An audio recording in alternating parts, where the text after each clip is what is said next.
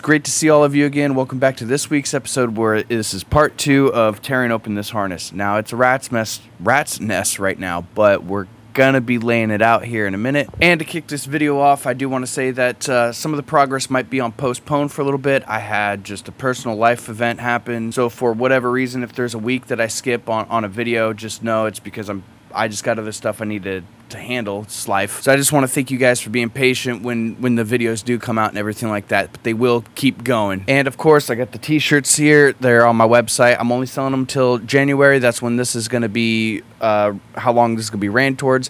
Picking up a t-shirt helps support the channel, helps support me, helps support everything that I have planned going on. But even those that are just watching these videos, that is great support already, so just keep doing that as well. Now to recap in part 1, just real quick, I labeled some of these parts of the harness of what I'm going to be using in this car because we're doing a full, I guess, race car build, if you want to consider it that. So lots of stuff getting cut, lots of custom wiring, lots of custom work. So we're going to start with this rat's nest and get it broken down to pretty much just the wiring and whatnot that we need, because we are relocating this. In another video, we're going to be building something in the back to set all this up, keep it out of the way of everything. Now, first things first, what I need to do is get this all laid out, but because of the beauty of video magic, we can have all of this out in the snap of a finger. Now, I still gotta cut open all of this harnesses because I gotta pull out all these wires.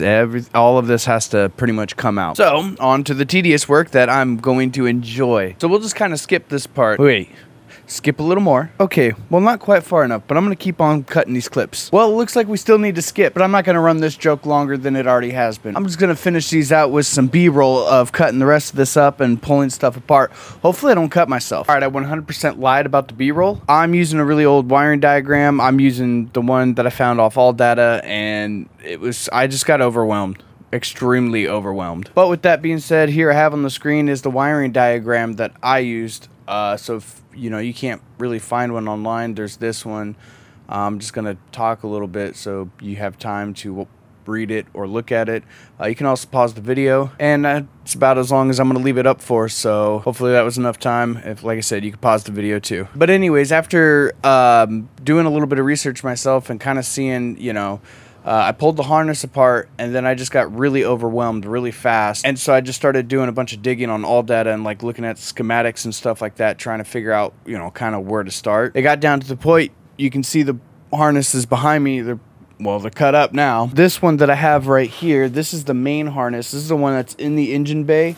As you can see, a lot is cut from it, but that's because a lot of this is just sending a power, just sending power somewhere else in the vehicle. Because with that wiring diagram, I found out that a lot of the stuff from the outside would come back in, it'd go through the fuse panel, and then come back out somewhere else, or vice versa. So you would start the car, it would send that signal through, and then send that signal all the way out. In short, I'm not somebody that can sit here and explain how things work. I overthink, and I get overwhelmed just like anybody else does. But I know if I look at the diagram, and since this is a stock harness, thank God, if it says ignition is white and it goes all the way through here, then I know that if I cut past any of that, I know it's not going to mess anything up because it's already running where it needs to run and back where it needs to.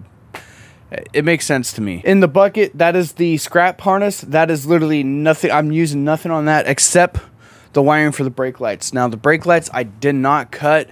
When I started pulling apart and going through the actual brake light, the rear brake wiring diagram, a lot of the wiring for the brakes were actually spliced into other stuff, such as like the timers and stuff like that, which we're not going to need.